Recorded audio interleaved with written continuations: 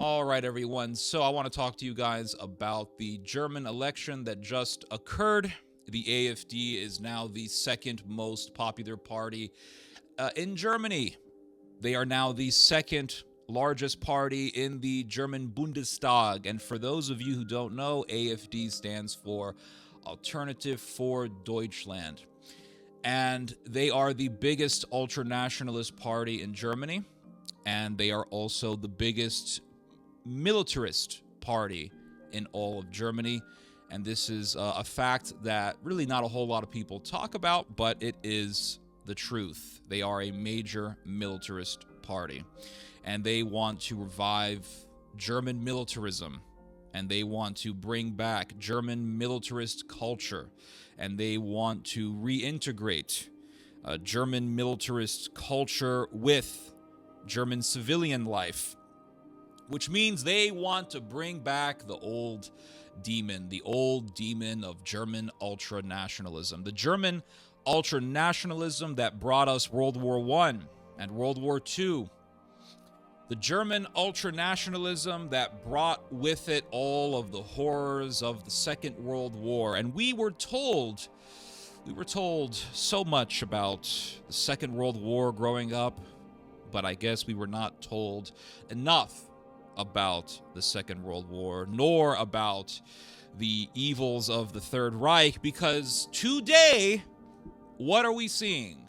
Today, we are seeing conservatives in the United States, in Great Britain, just absolutely exuberant about the fact that the AfD just got a major electoral victory. And they're so happy.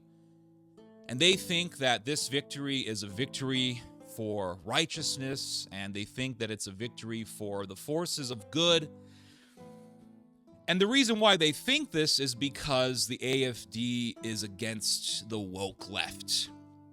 And the AfD is against mass migration. And so in their minds, in their worldview, the forces of good really are any sort of group that's against the woke left. If you are against the woke left, then the Western conservatives, American conservatives, British conservatives, really the conservatives of the Anglosphere, will get into bed with those groups. They will work in cahoots with those groups. It doesn't matter if those groups are Nazistic, Hitlerian. Doesn't matter if those groups are a part of the cult of Sodom. And we all saw this when the conservatives were very, very happy about people like Milo Yiannopoulos. The conservatives of the Anglo world do not care if such groups Sieg Heil and do the Nazi salute. And we saw how American conservatives were making excuses for Elon Musk when he did his "my heart goes out to you" salute. And so what do we see? What do we see but an intentional, deliberate refusal to recognize the lessons of history? Now you're going to say, well, Ted, what's wrong with the AfD? What is wrong with the Alternative for Deutschland? What's wrong with this party? And I've talked a lot about what's wrong with this party. I have talked for years about what is wrong with this party. And I've talked about how the rise of the AfD is just a sign of this incremental step towards this revival of Nazism in Europe. But let's go a little bit into the AfD. Let's talk a little bit about why I have a problem with the AfD. And if you are a frequent visitor of this channel, you've probably already heard what I'm about to say, but I'm going to say it again, and then I'm just going to add some more of my thoughts. So, AfD, one of their leaders is Bjorn Höcke, and I would argue that Bjorn Höcke is the most popular leader of the AfD. He really is the aura of the party. Now, they'll say that it's this lesbian woman by the name of Alice Weidel. No, Alice Weidel is just a face that the party presents so that they can say, well, look, we have a lesbian and she has a Sri Lankan girlfriend, and so look at how liberal we are, blah, blah, blah. But that garbage doesn't cut it for people like myself, because I know that back in the day, back in the mid-20th century, the Nazis were very, very infatuated with Hinduism, and they also had a lot of members of Sodom in their ranks. And if you look at the SA, which was the far-right paramilitary organization that Hitler had when he was running for election, when he was trying to become the leader of Germany, the SA was filled with members of Sodom. So we can definitely say that Hitler had a lot of gay friends. And perhaps if we were living in those times, these people who make these arguments for the AfD would be saying, well, Ted, Hitler's really not that bad. Look, he has all these gay friends. Look at all the gay friends that Hitler has. And, well, coming from a Christian perspective, I would say that such an argument is complete bollocks, as the British say, because that is the spirit of Sodom. That is the cult of Sodom, and the cult of Sodom is Antichrist. So that bullshit doesn't faze me. It doesn't work with me, nor does it work with people who think like me. But if you look at the AfD, really the aura, the guy who brings the vibes of the party is Bjorn Höcke. And Bjorn Höcke was a history teacher, which means he knows the history of the Third Reich. And Bjorn Höcke used to write articles praising the Third Reich. He wrote these articles before he got into politics, before he started running for office, before even the creation of the AfD. He was writing articles praising the Third Reich, saying that if the Third Reich was not destroyed, that other countries would have replicated the Third Reich. And we know for a fact that years and years ago, Bjorn Höcke attended a neo-Nazi rally, and I believe they were praising the Wehrmacht. And there is a concentration camp that you can go to. It's called the Sachsenhausen concentration camp. Sachsenhausen. That's how you say it, I believe. For you German speakers, correct me if I am wrong. But Sachsenhausen was a concentration camp that you can still visit, and you can learn about the Holocaust. And Sachsenhausen is located in Germany, if you didn't know that. And there is a story that you can read in which AfD members went to the Sachsenhausen concentration camp, and they began to express Holocaust denial in the camp. Now you're going to say, well, that's their opinion, but they're Nazis. So all you people, all of you, oh God, all you conservatives who are going to sit there and say, well, these are the good guys. They're against the woke, but they're Nazis. So you're saying that you will support anyone as long as they're anti-woke. That's what you're telling me. And you see, this is what has led me to suspect. I can't conclude this. I don't have the evidence. I don't have the hardcore proof that can substantiate this claim. It's all just a conspiracy theory in my mind. But nonetheless, I do suspect this. This is what has led me to suspect that the whole woke left phenomenon is just a giant psyop. Now you're going to say, well, of course it's a psyop, Ted. It's a psyop to promote left-wing ideology. I don't think so. My suspicion is that the woke left was conjured up to get this exact reaction that we see right now. Now, what do I mean by conjured up? Do I mean that these woke left activists are actors and that they're faking it? Perhaps. But what I would say is that perhaps some of them are actors, right? Perhaps some of them are actors.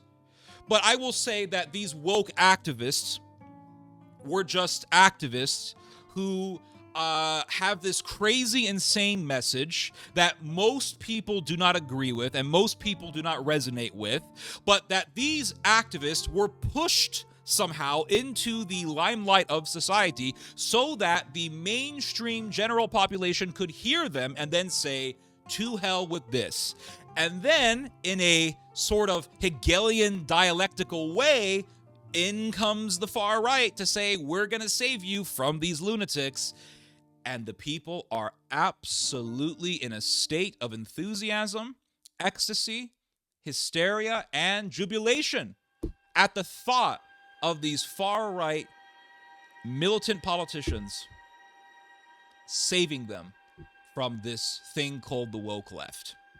And I believe, and again, I can't prove this. I don't have the white paper that says, yep, here's the document proving it. But this is something that I have suspected since 2016. 2016. Guys, it's been almost 10 years since I thought of this conspiracy theory. It's been a while. But I suspect that the refugee crisis that broke out in 2015 was used to get this exact phenomenon that we are seeing right now. I believe it was used to revive far-right ideology and Nazism in Europe.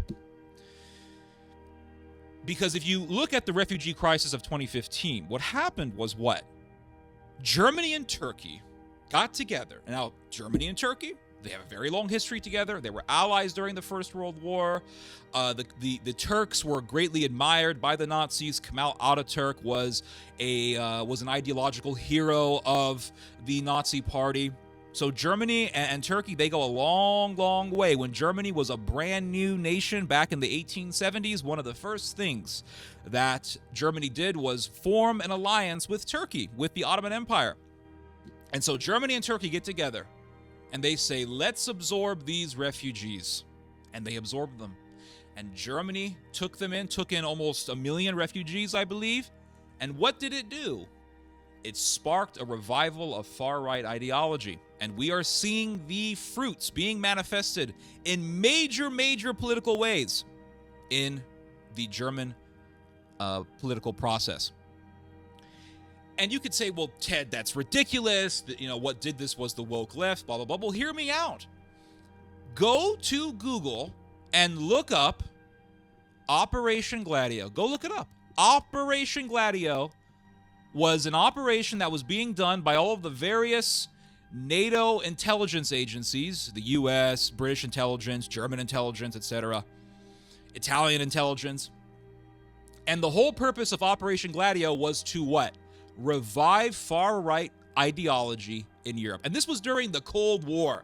It's like Europe just got out of World War II. They were fresh out of World War II. The last thing that Europeans wanted to do was get into a war with the Soviet Union. But the Americans and the British, they wanted to revive far-right ideology during the Cold War to get the Europeans against the Soviets, against communism. So what NATO did was organize actual terrorist attacks in Europe.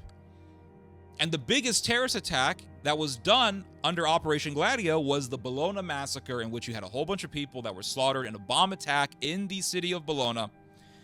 And they blamed it on the communists, and the whole purpose of that was to rile people up against communism and to revive, in the case of Italy, Mussolini-style ideology.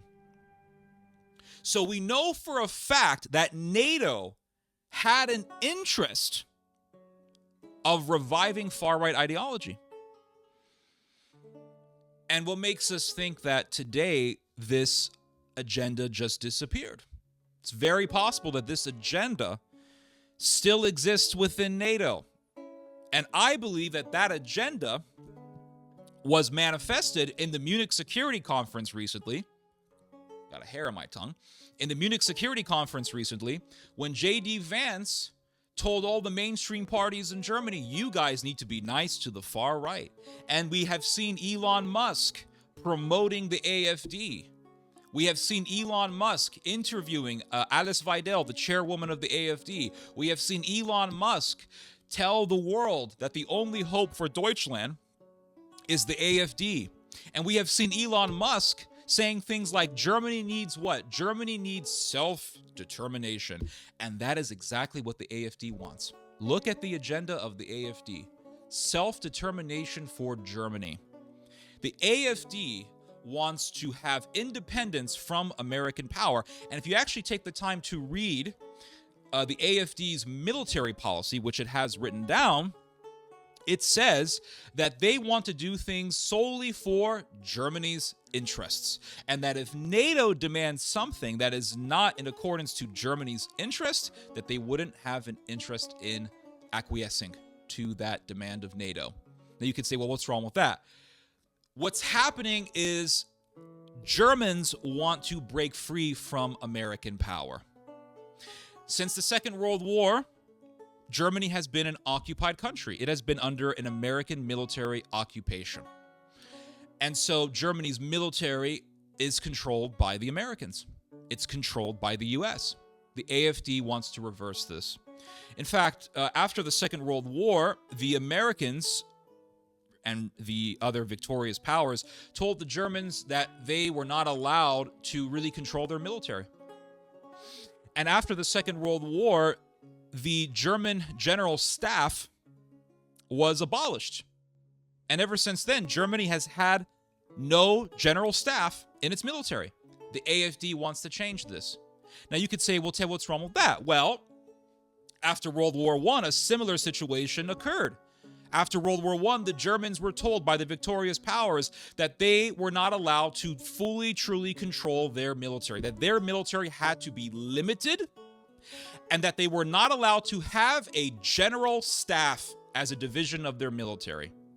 And the Germans began to secretly break this rule, and the Germans, believe it or not, collaborated with the Soviets. This was before Hitler took power. The Germans collaborated with the Soviets to help rebuild the German military. And then once Hitler took power, Hitler blew the lid off of this conspiracy and said, we are rearming our country, and you are not going to tell us what to do.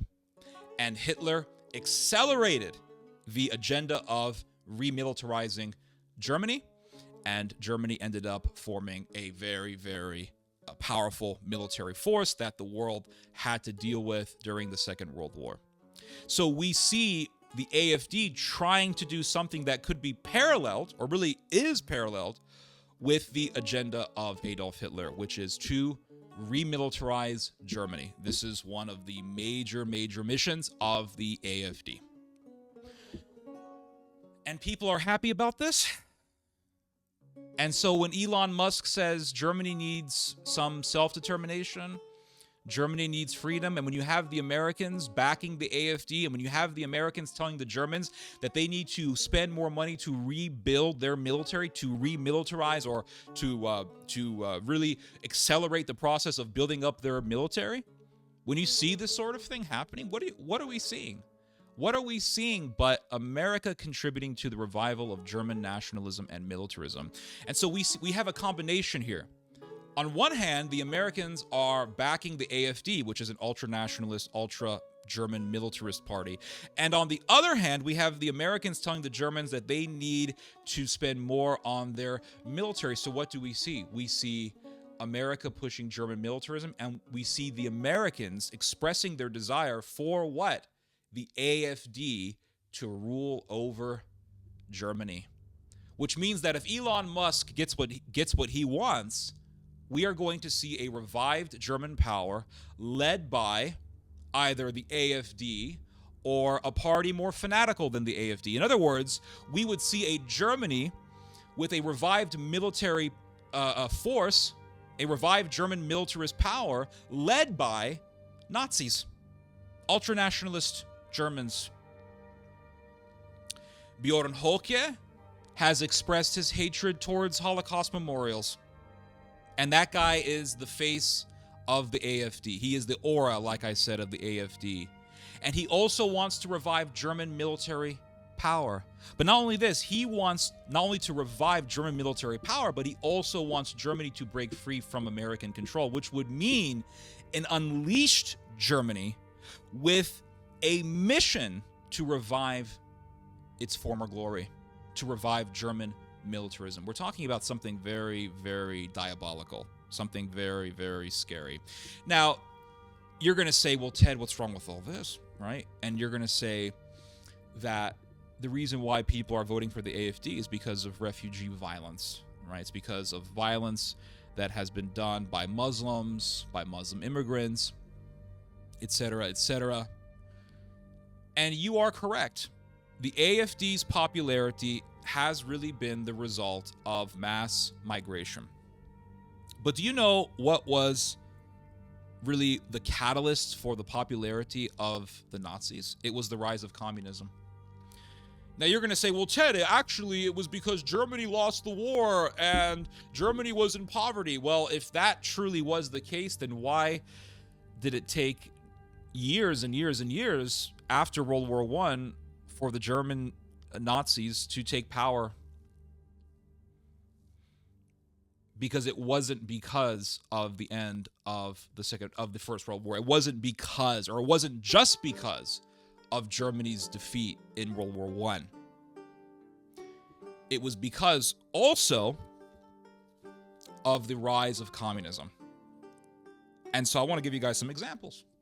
Because just as there is refugee violence in Germany, and this violence has been the cause of people voting for the AfD, well, there was also communist terrorism, communist violence in Germany. And this was a major reason as to why people voted for the Nazis. So I'm going to give you guys some examples from this book. It's called The Third Reich by Michael Burleigh. Very good book if you are interested in the history of the rise and fall of the Third Reich.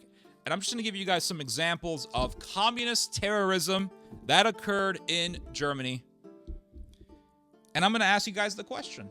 Can you blame the German people for voting for the Nazis? Because this is what I'm told all the time. Ted, can you blame people for voting for the AfD? And you cannot be surprised about the rise of the AfD because the AfD is popular because of migrant and refugee violence.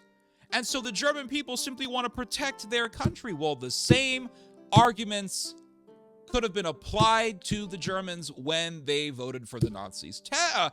You guys, you audience members, you guys who disagree with me, there is horrendous communist violence in Germany. Can you blame the German people for voting for the Nazis? Look at all this communist violence.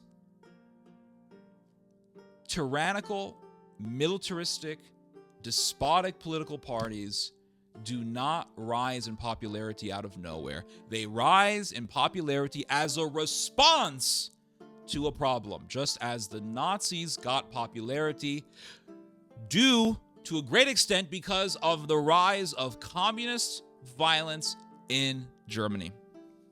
So I'll read to you guys some examples. So Michael Burleigh talks about a group called the Spartacists.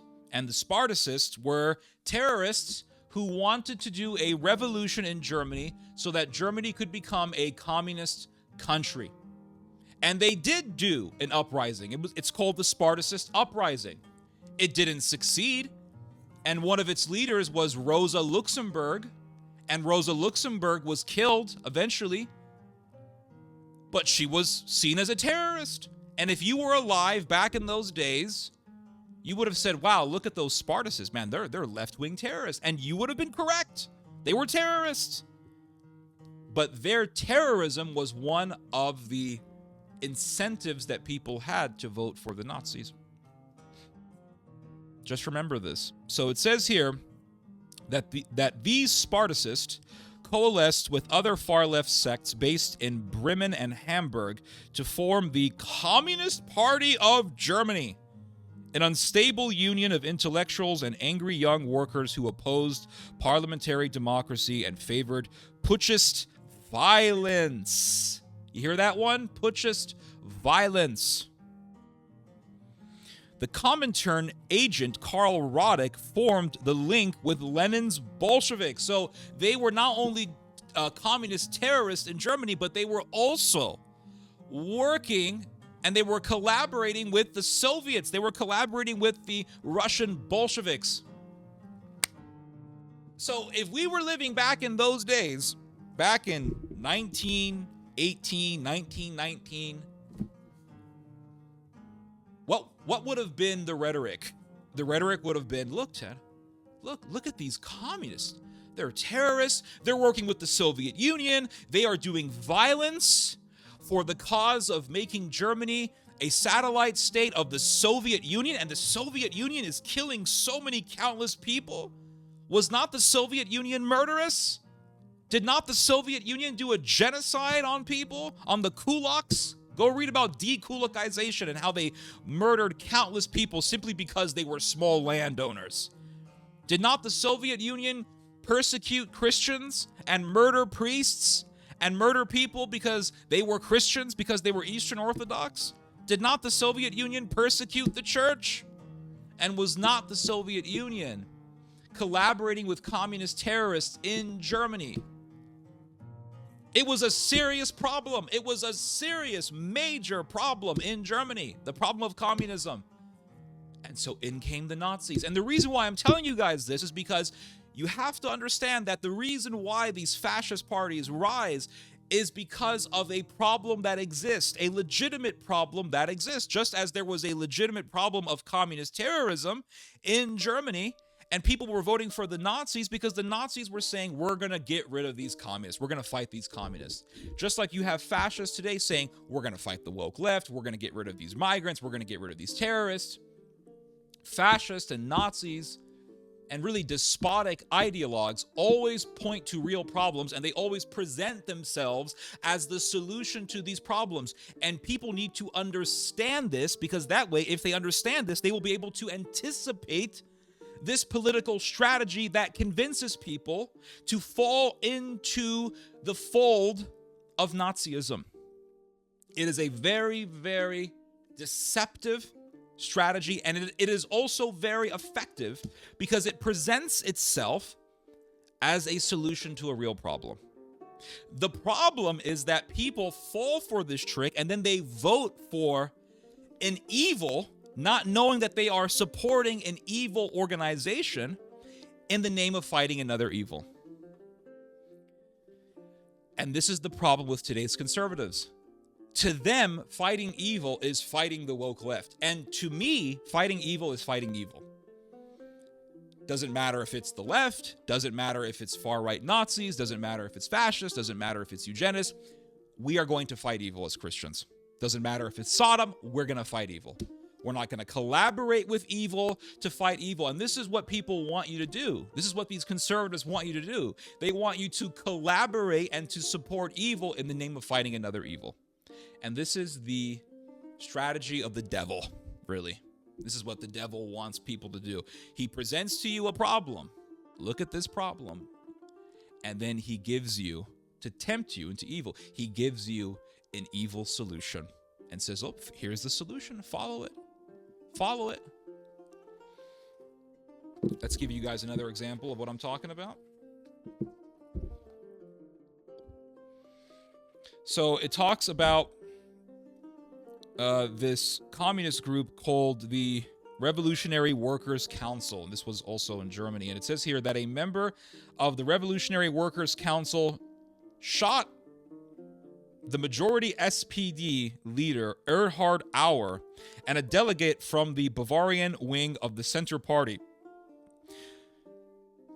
And so this is another example of left-wing terrorism that existed in Germany before the rise of the Nazis. Here is another example. So it says here, and it talks about these communists who wanted to do revolution in Germany. And it says here, in October 1923, so this is years and years before Hitler became Chancellor of Germany, in October 1923, communists entered coalition governments with the Social Democrats in Saxony and Thuringia.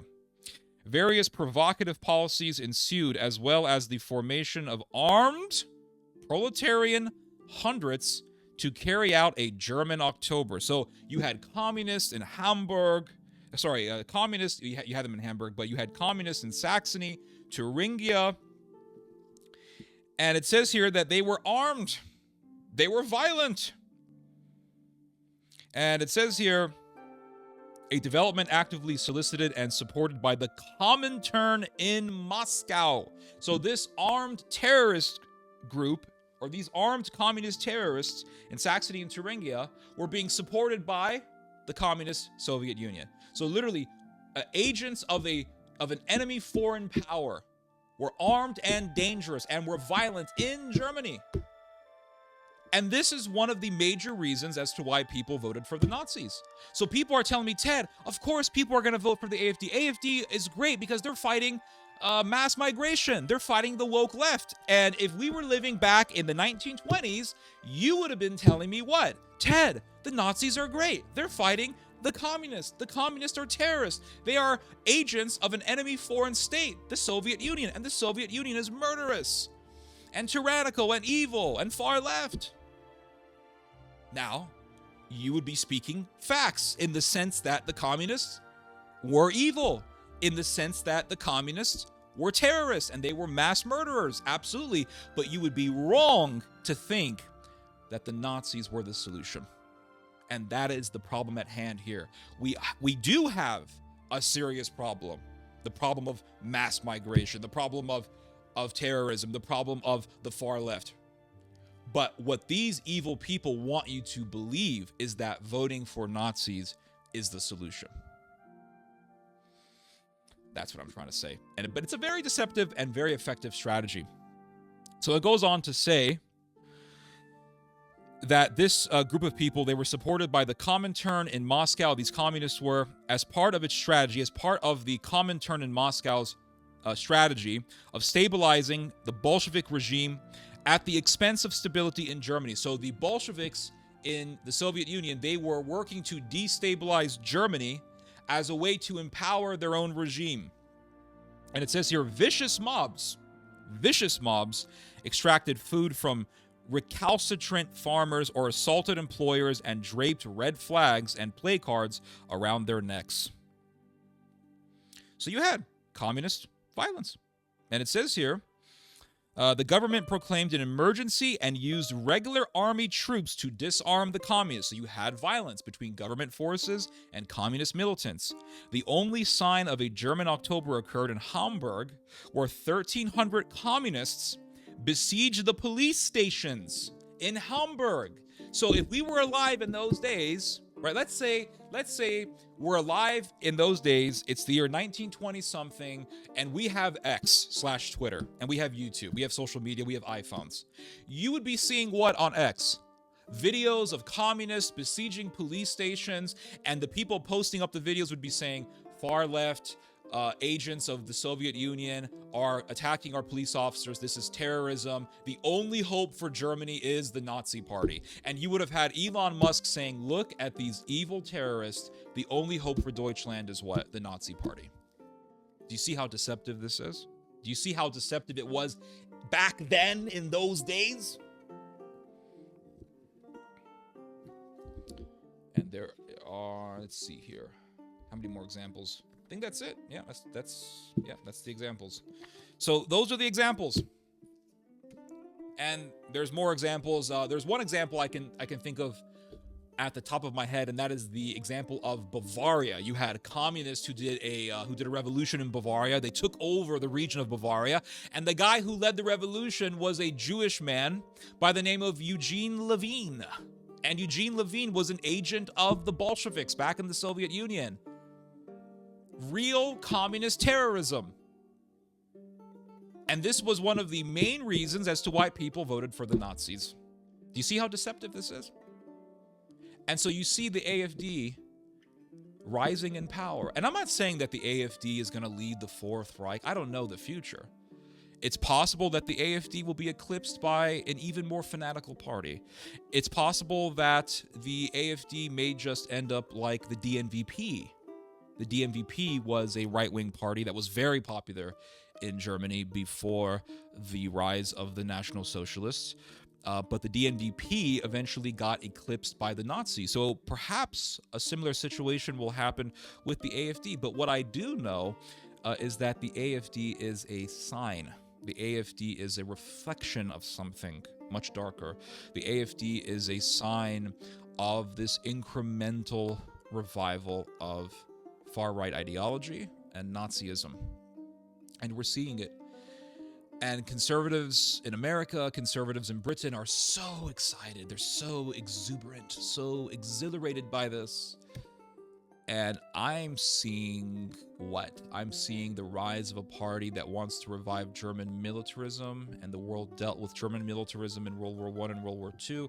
I'm seeing the rise of a party whose leader is someone who hates Holocaust memorials. I'm seeing the rise of a party who has members that went to the Sachsenhausen Holocaust Memorial to express Holocaust denial. I am seeing the rise of evil. And I'm seeing my government. And you can say, well, Ted, why are you talking about this? You're not German. You're a mixed race American. You have no right to be talking about German politics. You're not in the position. I am seeing my country. And America is the only country that I really know. I don't speak really any other language, some Spanish, but English is my language. And I felt extremely American when I was in Italy. Because Italians hate it when people speak a language that is not Italian.